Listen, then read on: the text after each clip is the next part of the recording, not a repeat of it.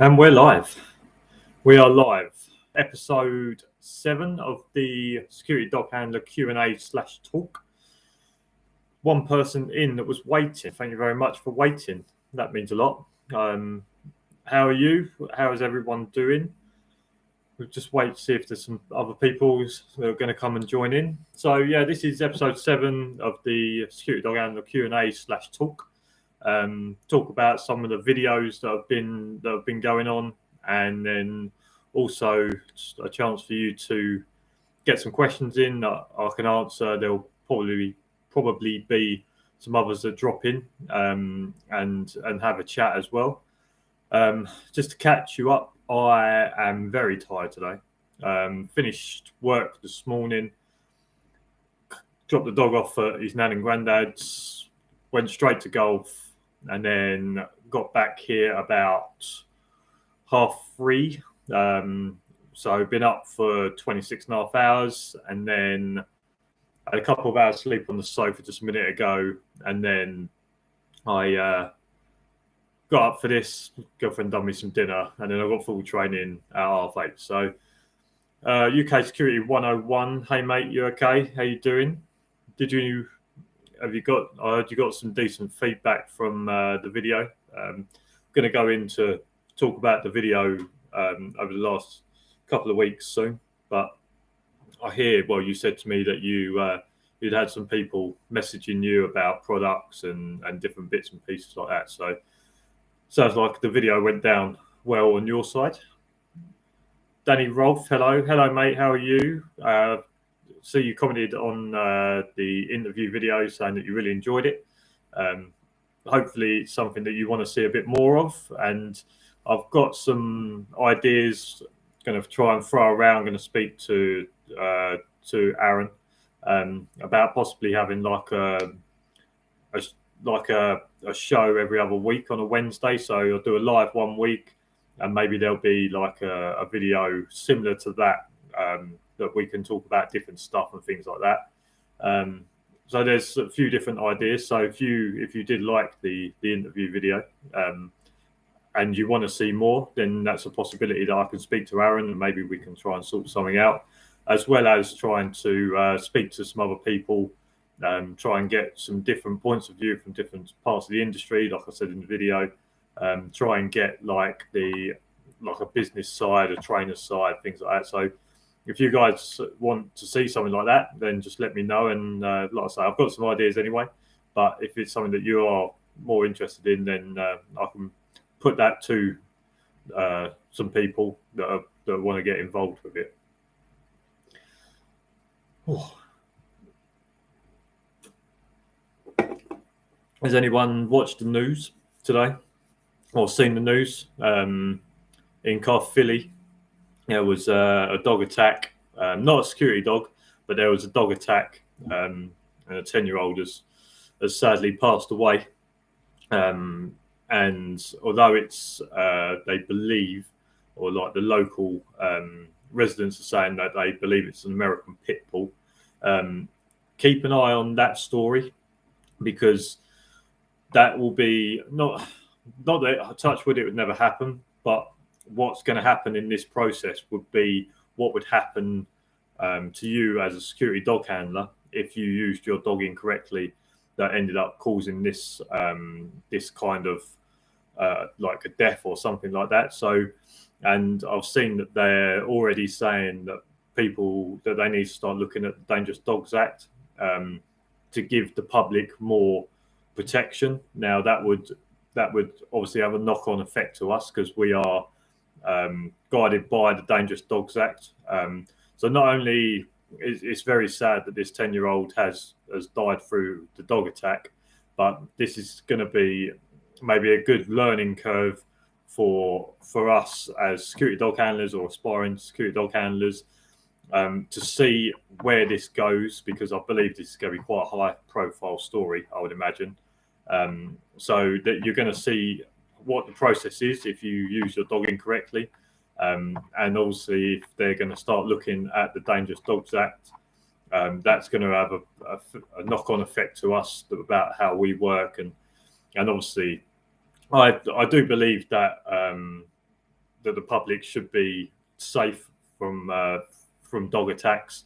Obviously, no one knows the details of this yet because they're still doing the investigation and things like that. Whether this was at a park, I think there was 2 kids. It sounds like there was 2 kids playing in a street, because they said that his mate ran up about 7 doors to get help. So it sounds like they was in a street or like a park or something when the dog attack happened.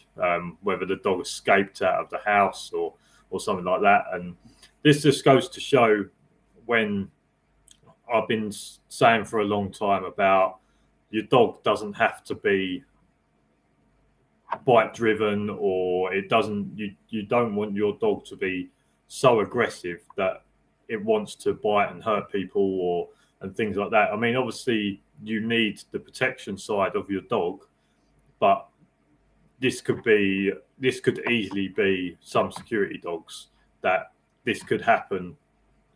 I mean, touch wood, it's a very obviously touchy subject, and it's quite easy for me to say like the wrong thing, but this just goes to prove how important, if you're going to teach a dog the protection side of it, that it is on commands, and you do still socialize your dog with people and things like that, because at the end of the day, this could quite easily be a security dog that has been trained and taken sort of to the extreme of the protection side. So, like I say, very sad about that, about the boy that's died in this, but this could have a big knock-on effect of the Dangerous Dogs Act, and they may start looking into it. I know that there was a similar, not similar attack, but I know that there was a dog attacked from a security dog, I believe in Birmingham, about within the last 4 months, I want to say, where a security dog escaped a premises, and it attacked someone. I don't know if it was a child, but it attacked and killed, I believe, a child in Birmingham, and that nothing really come of that. I didn't really hear much after that, but I think with this one, and if it does turn out to be an American pit bull, which I assume is a banned breed, because I know pit bulls are a banned breed, I think this is going to be good knowledge for everyone to go through and see, and obviously see what comes out the other side of it. UK Security 101. Yeah, let's see what ridiculous laws they bring in now. Yeah, I mean, yes, you can say let's see what ridiculous laws they bring in, and obviously this has a massive knock-on effect to us if they start changing the Dangerous Dogs Act legislation and different things like that. But at the same time, you want the public to feel safe, and you want the public, if something like this happens, you do want to see the people get the right punishment. So, yeah, obviously it will have a knock-on effect to us as like professional dog handlers, things like that. But at the end of the day, hopefully this will be a wake-up call for people that have these dogs as pets, and they can understand, and they start doing the training, because it sounds obviously like this dog, this can't be a freak attack. I can't imagine that this dog, I can't imagine that this is a freak attack from this dog. I can only imagine that this dog is has this tendencies, and they've not, the owners have not got this sorted. UK Security 101. Problem is that most people blame the dog and breathe and don't blame the person whose fault it actually is the owner. Yeah, exactly. Like there's a good, like, I used to see a psychologist when I was doing my golf and that, and basically what he used to say is that when I was playing golf, he used to get a bit angry and things like that, and the problem with getting angry, he just explained to me that you wasn't born angry. Like when you was born, you didn't come out really angry, and it's the same as dogs and puppies. Now, obviously, they have natural, whatever the word is, they have in them to hunt and obviously things like that. But puppies aren't born angry, or they aren't born aggressive. So yeah, it's you have to look at the owners. And like I say, I can't imagine that this is a freak accident for this dog, that they can see this happening. Whether the dog has done stuff in the house to people that are visited or what, I don't know. But there's obviously been some form of letdown from the owner to the dog, that they didn't get the right training or address the situation. What about threat-based training, Chip King? What do you mean by what about threat-based training? Is that like what we do or things like that? Because like I said, this is why it's important that you understand when you get into this, or when you have dogs that you train to do this kind of protection work, is that you still have a social dog. Like, I can walk my dog around and he likes everyone, and although he is protective of me, the van, the site, where we live, although he's very protective of that, I can introduce him to people, and then he can be fine around them. It's all on command. This is why I say command is so important. And the people that brag about how dangerous their dogs are, this, I don't want to say this is the kind of thing that could happen, but when people say about how dangerous their dogs are, about how they can't trust their dogs around people and things like that, this can be outcomes that happen. Hopefully it never does. But yeah, like I say, it's very sad about what's happened, but it's going to be a big thing for people to learn from, and to understand about where I'm coming from when I say that you have to be so careful with the training of your dog. Obviously, you want the best protection for yourself, but you have to remember that these dogs still have to have a social life. They have to be able to go home, and you need to be able to keep the people in your neighbourhood obviously safe as well. So yeah, very sad. But like I say, keep an eye on it. It could be a good learning curve, and if they do change the Dangerous Dogs Act, or it does get amended, then that is going to have a knock-on effect to our industry as well. So just let's just go over the last two videos. So my video a couple of weeks ago was regarding me and the dog. So is my dog a piece of property, or is the dog a team member? Now, I said in that video that my dog is a team member. Like, we work as a team, we are a team, we turn up to site as a team. But as the law sees it, and as in terms of the dog itself, the dog is a piece of property. He's no different to my iPhone, to my van, to my iPad. Basically, if someone was to break my iPad, yes, they can get in trouble for it, but there's not going to be too much that the police can actually do in terms of getting the right punishment for that person. So when I said about that, that's just for you to understand. And UK Security 101 in the interview brought it up when he said about the shotgun, that when the shotgun come out, he automatically put the dog back in the van, because he knows that person will just shoot the dog, and that person may know that there's not going to be any real repercussions for it. And Finn's law is something that needs to, I feel, break into. Now, if you watch the video of the Finn's law that was in the description of that, you would see that they are trying to bring Finn's law Part 2 to pets, and obviously working dogs as well, not just police dogs. And I feel that's something we should try and get behind. And yes, it's hard. Yes, it's hard to try and push that stuff through, and it takes a long time. But if there is a chance where you can sign a petition and something like that, that will obviously improve the chances of maybe us getting the right protection for our dogs. Because like I said in that video, that I can't get dog insurance for my dog because he works in security or protection.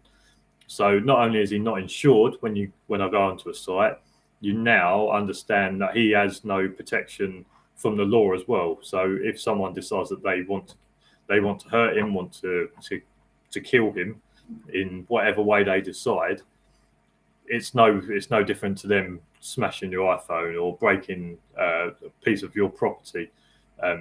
So yeah, I just thought that was a quick video just to get it out there and start a conversation, and people can maybe look at that and start a conversation with friends or whatever it is, and really understand that these dogs aren't treated as a team member like they should be.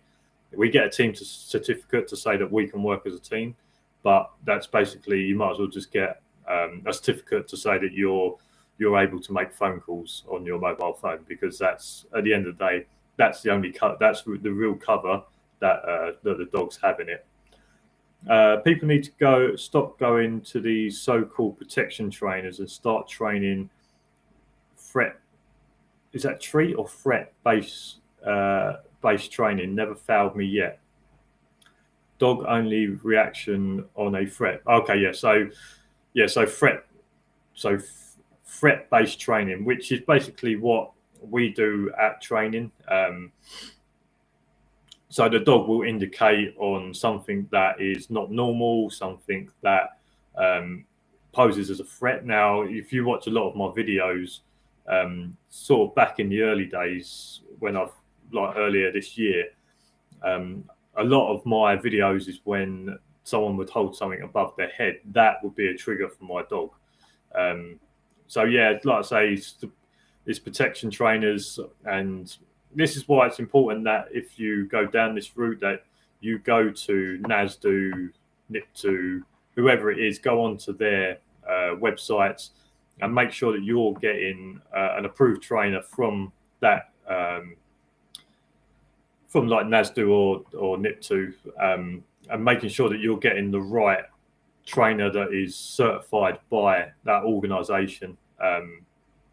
So you are getting the right training, and you're not just going to someone who just does protection work with no real accreditation and that. UK Security 101. It's good to get that knowledge out there, mate. Might make someone make a good decision instead of a bad one. Exactly, and that's going back to the dog being property, not team member. And like I say, this is where we was talking about the police side of it, where, okay, yes, we know the police, we know the police love their dogs and things like that, but to them it's a tool. To us as security dog handlers, they're not just a tool.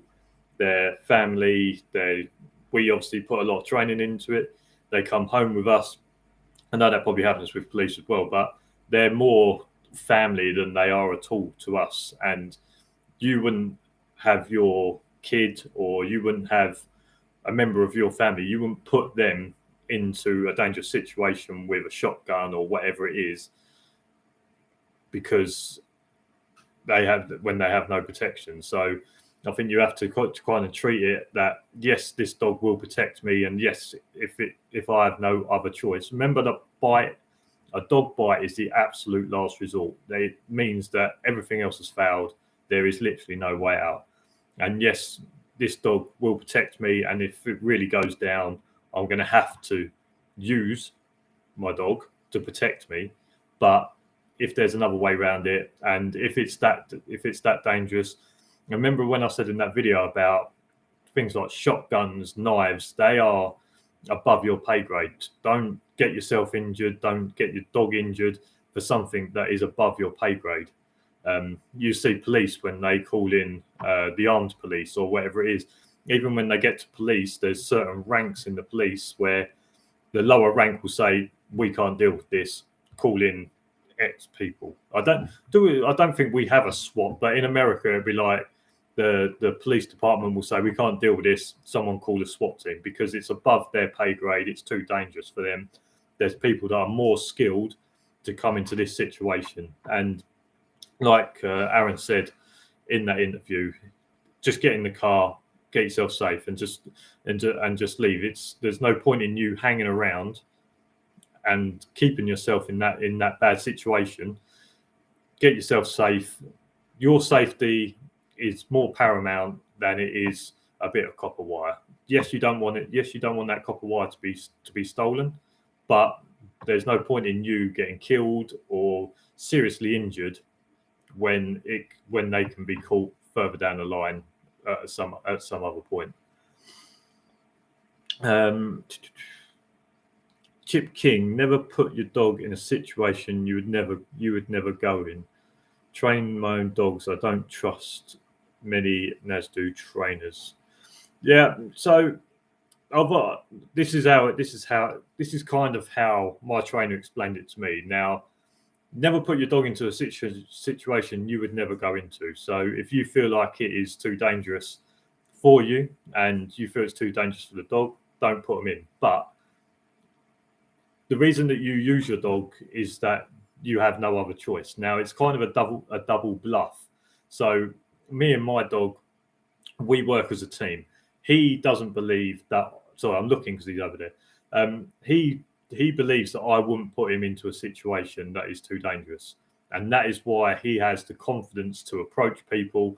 That is why he has the confidence to have confrontation with people, because my dog believes that I won't put him into a situation where he can get hurt. Now, the double bluff of that is the reason that I would have to put him into that situation is because it is too dangerous for me and I need him to protect me. So, yes, don't put a dog in a situation you wouldn't put yourself into, but it is a double bluff, because at the end of the day, if you really have to, the reason that you're sending the dog into that situation is because it is too dangerous for you, and there is no other way out. But this is why I'll bang on. A dog bite is the absolute last resort, and if there is any other way around it, then just go for it. You heard Aaron that he said that if he had to, and he felt like he could, he would put the dog in the van and just take the person one-on-one and see what happens. So, yeah, that's a good point. You train your own dogs. I don't trust many NASDU trainers. I mean, I don't have enough training experience in order to be able to do that. But obviously, at some point, you still have to get your NASDU qualification, get your NASDU team certificate. You still have to go to training for insurance purposes, for your quarterly assessments, to get reteamed every year. So, yeah, you can train your own dogs. And obviously, me and my dog, we do training, but I still like to go to a training session a month, or as often as I can, but at least once a month, just to keep that process going, get some new ideas, and then obviously get reteamed and things like that. And what you'll find, like my trainer, if you're turning up regularly each month, at the end of the year, so like on your 12 months, you'll get reteamed. He won't start asking you to pay for it, because of the money that you've been spending throughout that year. That kind of pays for your reteam and things like that. So look after your trainer, and the trainer obviously look after you. 12 years in the industry and 0 bites. And I've said that before. Someone said to me that they know people that have been in it 15 years, never had a bite, never had a live bite. But then I know people that have been in it for 6, 7, 8 years that have had bites, live bites, through serious situations, but more because, not that I want to throw a blanket over these people, but most of their live bites have gone from dealing with drug users, and it can be obviously area specific as well. So yeah, I don't know where you are, Chip King. It can depend on the area you are, but obviously 12 years in the industry with 0 bites is a good record to have, and that's the record that I want to have, if I can. So that is something to be proud of, because that means even if you are dealing with people, you're dealing with it in the right way and getting the right outcome. UK Security 101, you can do more good from the safety of your vehicle. You can take the details, vehicle registration descriptions, and pass it on to the police without endangering yourself. And also, guys, this is why I say wear body armor, because sometimes you can avoid a situation, but other times you will just walk into them and not have time to prepare. And that's obviously if you are dealing with someone that walks onto site, the things that the police will ask you for is obviously a full description, where they are, if they've left site, where was they going, where was they traveling. That's why when you go to site, the first thing you should do is just get like Google Maps out, Google all the roads around you, know where roughly them roads lead to. So let's say we're sitting here, and that's road A, road B, road C, road D. And so you can get onto them and say, right, when they say what direction of travel, they say, right, they was going on to road D. Road D leads to such and such. I believe that is the road that goes into town. Or you could say it's road A. From road A, it just leads down country lanes into fields, things like that. So when you get onto sites, make sure you know what's around you, because you want to know what's around you as well. Because if there is a built-up area or something like that, you want to know where more likely people are going to be coming in from, or where more likely people are going to be able to see you on the off chance. So yeah, mapping it out and things like that is good. And then obviously body armor. I'm going to be looking into that myself. I don't actually have body armor, but having that chat with Aaron, actually went out into my local town Friday night. Yeah, Friday night, and one of the bouncers on the door, he uses body armor, and he actually gave me a link to some. It's roughly, the ones that he was showing me, roughly about £230 for body armor, which I feel like people are going to say 230 quid, that's too much, I don't need it. But like Aaron said, invest in it. It might be the best £230 you ever spend, because you may not, like Aaron did, end up in hospital with something sticking out your back. It could be that thing that stops you from being paralyzed, or it could be that one thing that stops you from having serious injury. And let's say that body armor lasts for 10 years. You pay 230 quid for something that lasts you 10 years. On an average, it's not costing you a lot of money, is it? So Christmas is now a time that you can, if someone asks what you want, just say, look, I want to get this. I want to get this body armor. Maybe just send me some money, or whatever it is like that. So if you are looking at it, maybe this is a time of year where you can get some help, or you might have some extra money after Christmas that you can invest in it.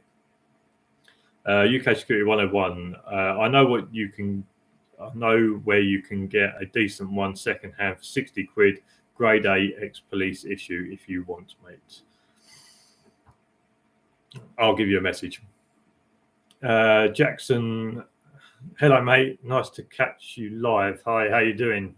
We were just talking through, Jackson, we were just talking through the news about the sad death of the 10-year-old that's on the dog attack. We kind of spoke about where that could impact us. We went through the dog, my video of the dog being a piece of property, not actually a team member. And now just want to move on to, if anyone has some kind of review of my interview with Aaron at UK Security 101, I would like to hear your reactions or your reviews on that. I felt like it was a really good video. The moment that I edited it and watched it back, I said to Aaron, look, this is a really good video. I've obviously watched it a fair few times, and I'm still kind of gripped to watching it. I could still sit there and watch an hour of it. And when Aaron watched it, he come back to me and said, look, I think this is a really good video. I feel like there's a lot of good information.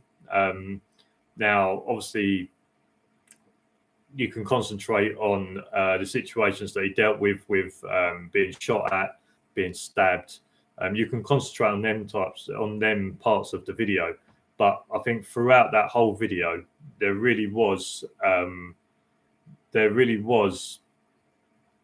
really good information the whole way through, that are like little bits and pieces, that the kind of stuff that I picked up when I was doing my training, that people were saying to me and things like that. And I feel like if you watch that video, there will be something in there for everyone that they will pick something up on. I don't feel like it's something that's only going to benefit new handlers, or I don't feel like it's going to benefit people that are aspiring handlers. I feel like it's a video that is going to benefit everyone, and if they actually listen and take it all in, they will end up learning something out of it, even if it is about when Aaron got stabbed and the person had been waiting for him for hours, understanding that this job is about expecting someone to be waiting for you if they feel you've done something towards them. And being aware, like I'm always aware when I leave my site, I'm always aware about people following me, people that are hanging around. Now, it's not out of the realms of possibility that these people will follow you back to where you live and find out where you live, and then learn your patterns and know when you're not there. So then they will know when you and the dog aren't going to be there, and your family is at home, or they can wait for your family to go out and they know no one's going to be in. It can be that type of stuff. And like with Aaron, obviously the revenge was towards him, but I mean, touch wood, this would never happen and things like that. But that could quite easily, where they could have waited, they could have followed him home, learned where he was, and got revenge a completely different way. So even if it's just you understanding that with revenge attacks, it's not necessarily that day, it's not necessarily going to be you, it can be different types. And like I say, whenever I leave site, I'm very wary of anyone that's following me. If a car is following me for a certain amount of time, maybe I'll go home a slightly different way, or maybe I'll take a couple of different turnings, just to make sure that they're not following me and things like that. So you have to be, as a security officer, just because you finish at a site at 6 a.m, say, that doesn't mean that you're out of the water. You have to. You're not really out of the water until you're home and you're back indoors. So that I felt like that was a good lesson that you could take out of it. And it's maybe not a lesson that you really concentrate on or notice the first time, but you will, once someone explains it to you, see that how serious that side can be. Because, like I say, they obviously waited for Aaron and got their revenge there, but it could have been a point where they could have followed him all the way back to his house and then learned where he lived, could have watched him for a few days and then got a revenge attack a completely different way. I think the best thing about the interview, mate, was the first of how honest it was, and it was real life and honest truth about the job. And that's why I had you on, and I feel like that's why a lot of people watch a lot of my stuff. And I want to speak to you about some different bits. And we said in that video, there was stuff in that video that you're not going to hear on YouTube. Funnily enough, the video's on YouTube, but it's not something that people are going to tell you on YouTube. Everyone wants it to be this cool, like heroic job, and they want you to see these dogs as heroes and things like that.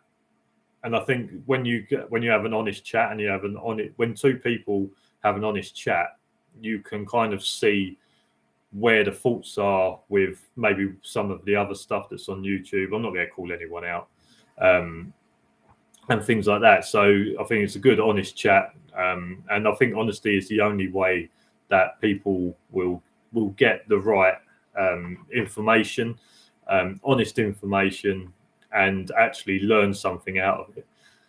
So yeah, like I say, I thought it was a really good interview. Remember going to take the people that come, and probably sites are usually organised criminal gangs. That's their job. That's how they make their money. And if you're in their way, they are going to hurt you. I mean, it sounds very Hollywood, or it sounds very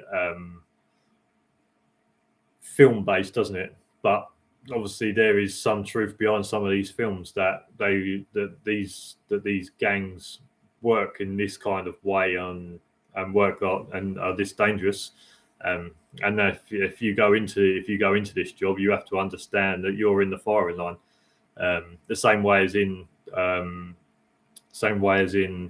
films with bank robberies. Who's the first person that gets shot or anything like that? Is the security guard, the bloke. Normally it's American, isn't it? So they've got guns or whatever, but it's normally the security person on site in a bank robbery that gets done first, because they're the person with authority or with the special training to deal with that situation. So you have to understand that if you are on there, and it is organised gangs that do this for a job and don't have any regrets of things that they've done, you have to understand that you're first in the firing line. And with that also comes your dog. When Aaron said in the interview that the amount of abuse that we get, remember that the dog gets it as well, because the dog is next to you. So all the abuse you get, obviously that comes onto the dog as well, which is your property and might as well be your mobile phone. People that come and steal from sites. So yeah, we got that.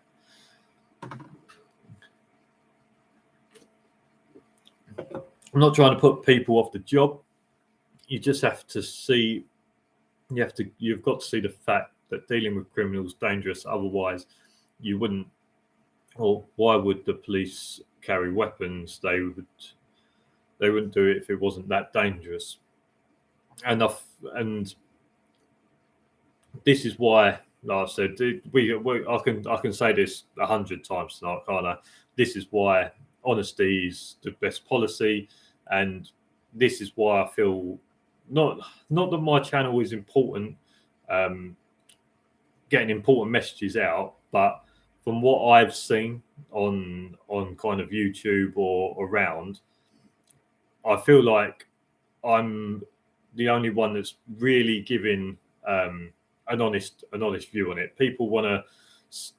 I've seen some videos out there about, oh yeah, like this is what we do, things like that, and if someone comes on, this is what happens. Well, let's just say they're giving you a nice sugar-coated vision of the job. I feel like having Aaron on, some of the things that I talk about really gives you a raw opinion and a raw look at what this job is, and all of this is just to try, obviously, keep people safe. I want people to understand what the job is, understand the dangers that you can have and things like that, and understand that this isn't as cushy as it sounds all the time. And yes, a lot of this stuff is very few and far between. You may go months without anything happening. You might go years without anything really happening. But there is always that one time. Obviously, it could be area specific, could be site specific. It could be a combination of all different things to whether you're lucky. Maybe the one night that happens, you're on holiday or it's your night off. Sometimes you can miss it. it's kind of luck of the draw, isn't it? But yeah, like I say, what I was saying at the start, if anyone wants to see more of them types of videos, just let me know. I want to chat to Aaron about a possible bi-weekly kind of similar video where we talk about certain subjects and things like that, and it'll be like an honest conversation and two dog handlers talking about it. Possibly with two different views, things like that. So if you want to see that kind of stuff as well, then we'll see what I can get sorted out.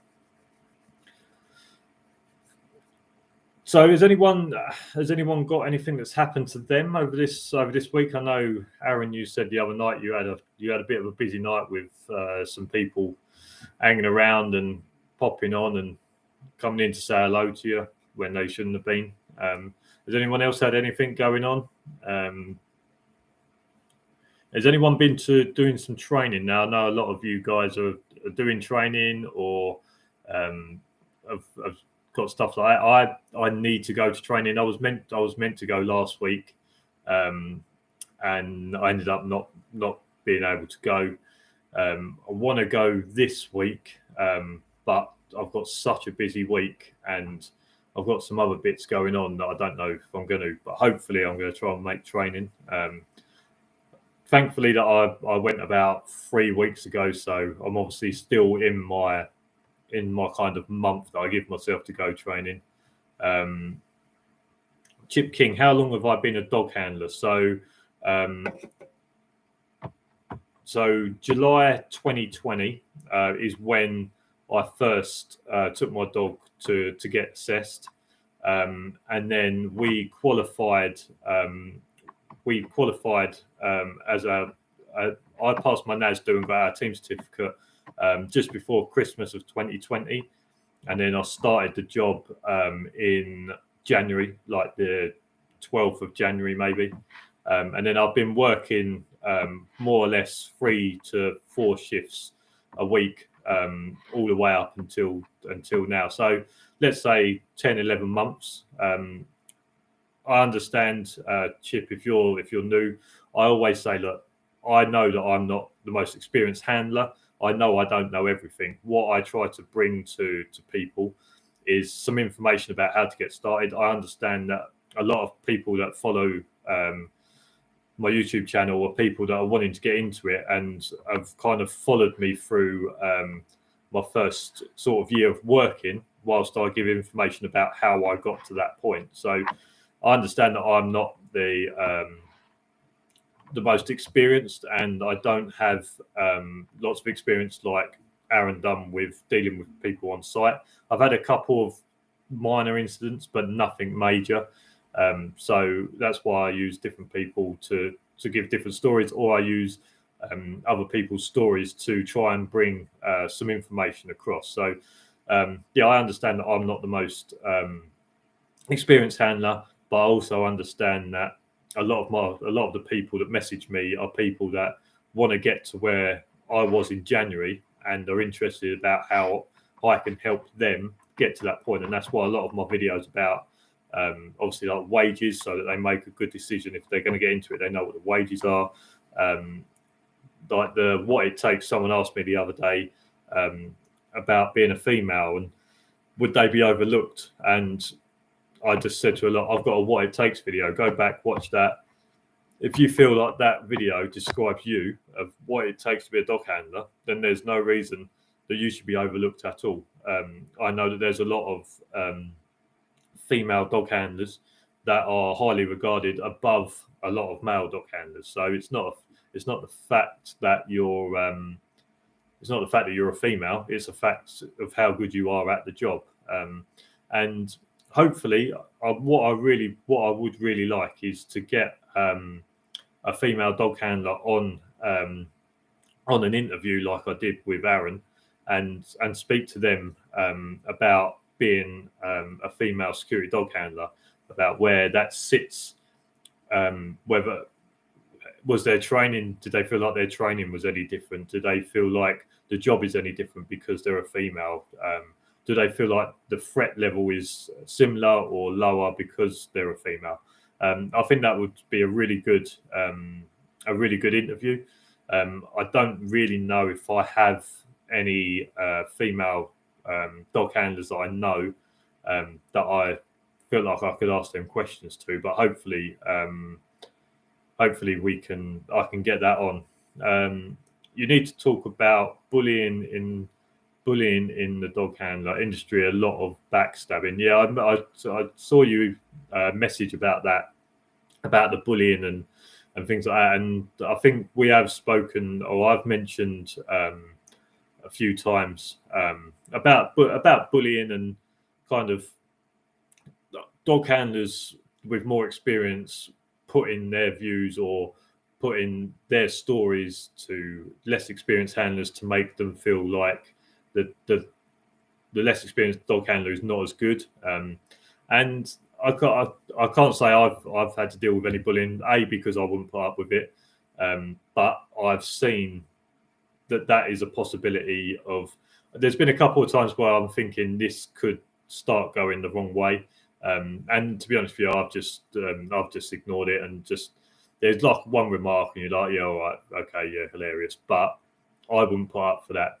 But yeah, I understand what you're talking about, bullying in the industry and a lot of backstabbing, and this is what we're trying to do here. So a lot of the community, as you've probably seen, with the people that come into and we chat about, this community is about a positive thing. I don't feel like we've had one person over these 7 episodes of lives where someone's come in and anyone's been put down or anyone's been bullied to that point. I feel like this is quite a safe community, and I would always try and keep it as safe.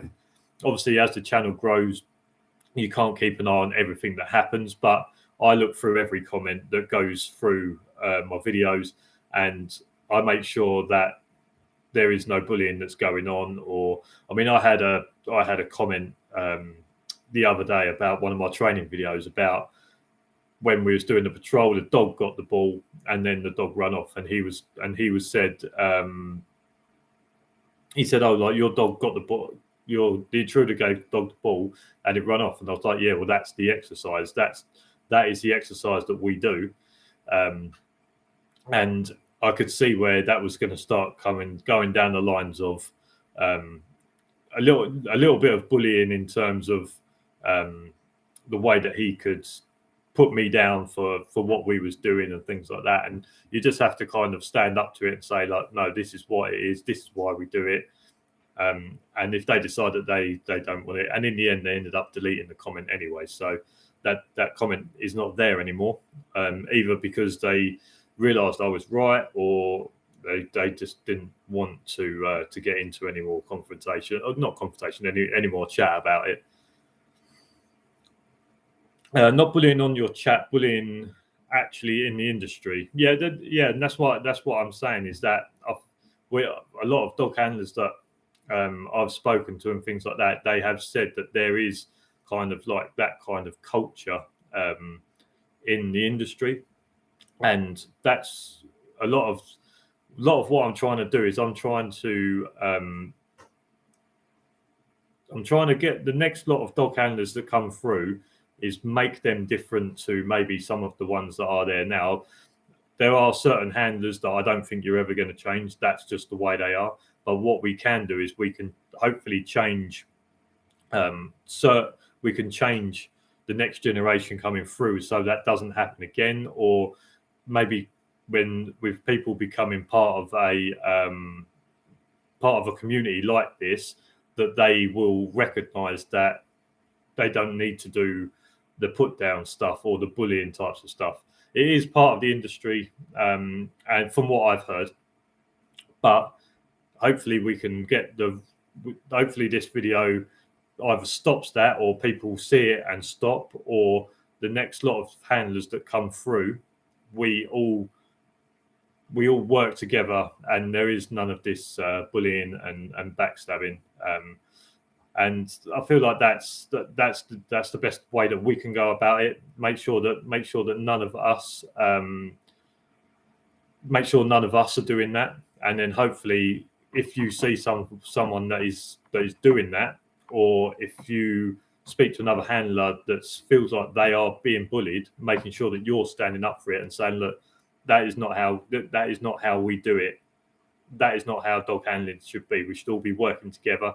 And Aaron said about the different NASDU, NIPTU, about having one organisation, so we are all together. So there isn't NASDU saying, well, NASDU is better than NIPTU, so I'm a better handler. But I think it comes down to if you see it happening, like if I went to dog training and I saw some form of bullying happening, is standing there and saying, no, don't do that. That's not what we do. Or making sure the trainer's aware and making the trainer deal with it. Because at the end of the day, if that is happening, the trainer should act on it. And if you see it happening, mention it. Speak to the person you think it's happening to and see what they say. But also make the trainer aware of what you feel like's going on. And you should be doing it with your managing directors and things and people like that as well. If you feel like there is something going on, speak to the person you think it's happening to, but also bring it to someone else's attention that has to deal with it. Someone like your managing director or your NASDU trainer shouldn't ignore if someone says they feel like that's what's happening. But yeah, if anything comes out of this, if we can, the next generation of handlers aren't that way inclined, or we start sticking up for each other, and if we see that is happening, even if you feel like it's for jest, if you feel like that person that it's directed to is not taking it as jest, you should not be sitting there and either being part of it or watching it happen and not doing anything. That's if you're sitting there watching, knowing that it's happening and not doing anything about it, you are just as bad as the person that's actually bullying. But that's all I'm going to say about that. But yeah, if you watch this video, obviously no one likes bullies, and if you feel like you can do something about it, do something about it. UK Security 101. I absolutely despise bullies, and it does not happen I absolutely despise bullies, and it does not happen in the industry. However, some handlers turn up to work looking like a bag of shiz. The dog is in poor condition, then you're going to get a call out, and that's what I've said about having your own standards and making sure that when you turn up to work, you are ready to work. Whenever I turn up to work, I am ready to work. The dog looks clean. The van relatively looks clean. Obviously, working on a building site or whatever it is, you can never keep everything very clean, but you try and do as much as you can. And making sure that you give the impression that you are ready to work and obviously having a good outlook on that. This message is held for review. Let's show it. Let's see what happens. Very much so. If anyone thinks you're getting a penny more than them and they crap on you. So yeah, that's someone that Chip King, was that you that also said about money, about some companies paying more than others, and it being sometimes like some companies will pay less money, and then them handlers obviously not get picked on, but because someone else is earning more money, they feel like they are better handlers. It might be the fact that you just have a company that pays better wages. I've seen other companies that offer a dog handler more money than what I earn, but I know with the company I'm on, with the company I'm with, I know that's going to be guaranteed work for X amount of time. They may be offering me more money at this other job, but it may only be a 6-week contract. It may only be 10-week contract, and then that contract ends. So I think you have to be careful with also going into jobs where it's higher money. Make sure you know how long that contract's for, and things like that. I know that I could probably go and earn more money elsewhere, or more money an hour going elsewhere, but I wouldn't have possibly the safety of my own site, the same site every week. I may not have the same site for a year, 2 years, like I might have with the one I'm on. So yeah, I think you have to be careful with prices, and this is why I want to speak to someone on an interview that does the business side of it, or like a business owner, where I can kind of try and speak to them about how they come up with prices. Now, obviously, it's a big competition. There's lots of companies going for same contracts. They obviously need to try and keep their costs down, because the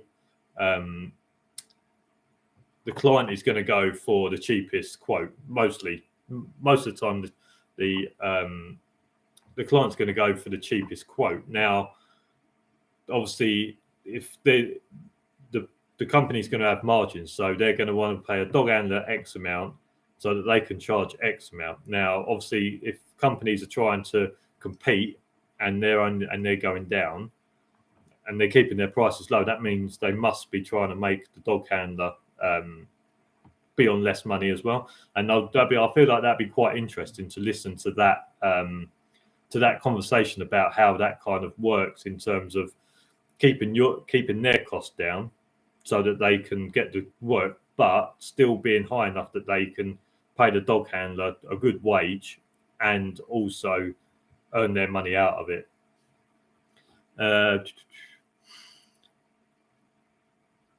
It's funny that people don't realise when they're bullying a member of staff that works with them, that's the person that's going to come and rescue them when something goes wrong. And that's the truth as well, isn't it? If you have to work as a team, obviously, but you don't want to pick on someone, because at the end of the day, if you're getting your arse handed to and they're the only person that can help you, you want them to help you. Now, I would expect, as a professional security officer, that you would put any grievances aside and help. I mean, even if I didn't really like someone, I would obviously still help them if they was getting their arse handed to them. But you don't want to break down them barriers. You want to know that the people that you're working with are going to have your back. And if we was at training and something happened, I would want to know that, even if we don't work for the same company, that if I was at training and something happened, that they would have my back and we would work as a team, even though we don't work with each other. Because at the end of the day, like you say, sometimes that person that you've been horrible to, or you maybe put some remarks towards, they could be the person that can stop you getting a line in. Doesn't matter who you work for, you can't always guarantee. Yeah, I understand that you can't always guarantee the work, but from what I understand is that a lot of these, not a lot, there are companies out there that will put a job advert out and say, look, we can offer you $11.75 an hour, and then you go there and then they say, right, yeah, it's a 4-week contract, you can earn $11.75 an hour. Then after that, we'll see where it goes. But then there can also be companies that are wanting to pay their dog handlers £8-9 an hour so that they can keep their costs, or they can get bigger margins. Now, I believe that the wages, a minimum wage from next year, is it March, April, is going to a minimum of over 23s is going to be a minimum of $9.50 an hour. Someone might be able to correct me on that, but I did see something about that. Obviously keeping up with the expense of living costs and things like that. I believe over 23s next year will have to be earning $9.50 an hour, something like that. And hopefully that will move moved the bar on security dog handlers. Mooning soon, yeah, 950, yeah. So from March, April next year, over 23s are going to have to earn £9.50 an hour or better as terms of the minimum wage, and hopefully that might move the bar, because I don't know too much about it, but I feel like from what I've heard that dog handling wages have been a steady, constant £10 to £12 an hour for so long that the people that have been doing it for a long time are actually not earning as much as they was a little while ago, because of the expense of living has gone up. And I feel like if everything should move at the same pace. So if minimum wage goes up, what was it, about £8, £8.40, I think it was before. I think they're moving it up around about £1, the minimum wage. So would I like to see security dog handlers get that? Yes, because they're obviously moving that minimum wage because it is now more expensive to live. And I don't feel like dog handlers should be left behind on the same wages that people were earning 5, 6, 10 years ago, whatever it was, just so that they can keep in that price range. And everything's gone up, and I feel like maybe our bar should move, because why are you going to go and work for £10 an hour when, with the possibility of being stabbed and shot at, when you could go and work anywhere for £9.50 an hour? And I feel that's one of the better ways that you're going to get people into the industry and keep them, is that if you can offer them good money compared to what they can go and get elsewhere. If I can go and earn £9.50 working at Costa, and I can work during the day, why am I going to go and work as a security dog handler with the possibility of being shot and stabbed for £10 an hour, and I have to work throughout the night? So hopefully that might see our bar move as well, and maybe we can get a bit more money. But obviously with that £9.50, it's going to be up to the people that are getting it to make sure that they're getting paid that amount as well. If you find a dog job that is good money, it's usually because no one else will do it, because it's too dangerous. So before you accept it, make sure you check the job out first. Very good advice. A lot of companies do not want to disclose that. No, I can't imagine they do, and I feel like it would be hard to kind of get maybe somebody honest, but maybe they can shed some light on it a little bit. I'd never want to make someone say something they don't want to. That's not something I would do. But maybe there is somewhere where they can disclose a little idea about how it works, about how keeping their margins. But I would more want to talk to them about experience of like having good handlers, bad handlers, things like that. I think it'd be hard, and I would have to be careful. I would have to chat with them, make sure that they are comfortable with what I'm going to ask, things like that. But I feel like it is a conversation someone will have.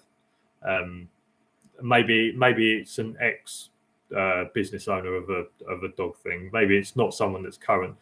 Maybe it's an ex one, a bit like when you obviously see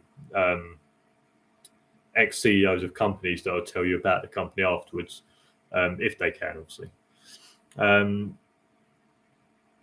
Mooning soon, it's supposed to be specialist in the industry but get paid same as statics. That is not good. UK Security One, don't forget about all the extra training qualifications you have to keep your SIA.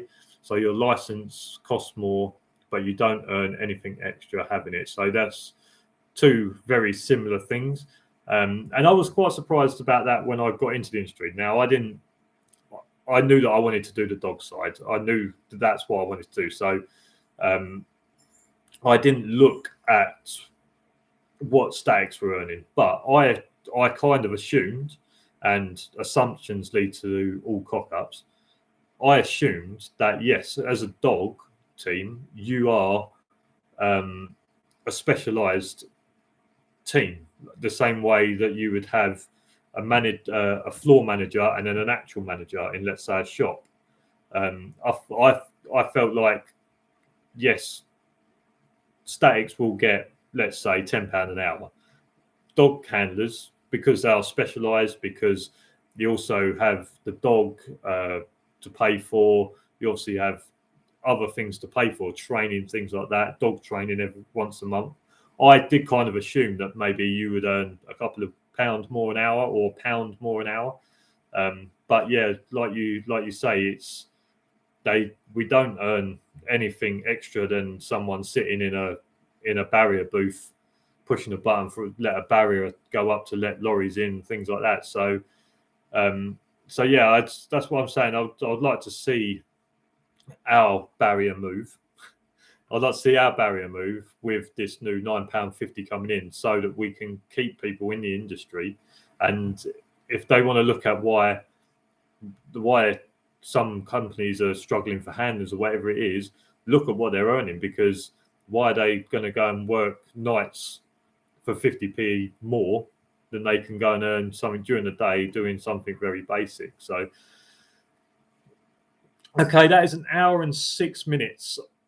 We are going to leave it there. I feel like that was a good chat. I feel like we got a lot out.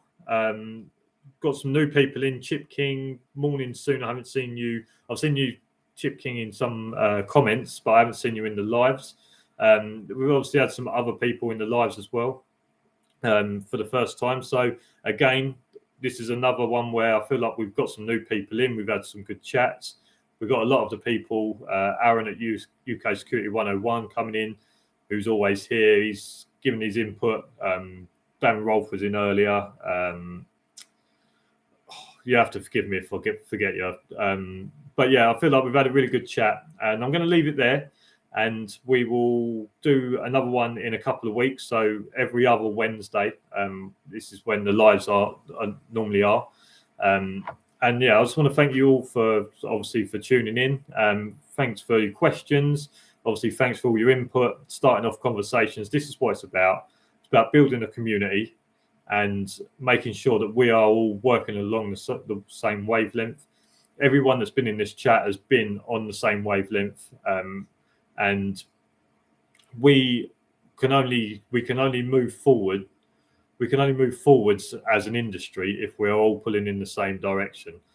We don't want some people pulling in a different direction and giving it and making us look bad in other ways. So all stay safe. Thanks to everyone for staying in, and I will see you again in a couple of weeks on the live, 9 o'clock every Saturday morning for a video.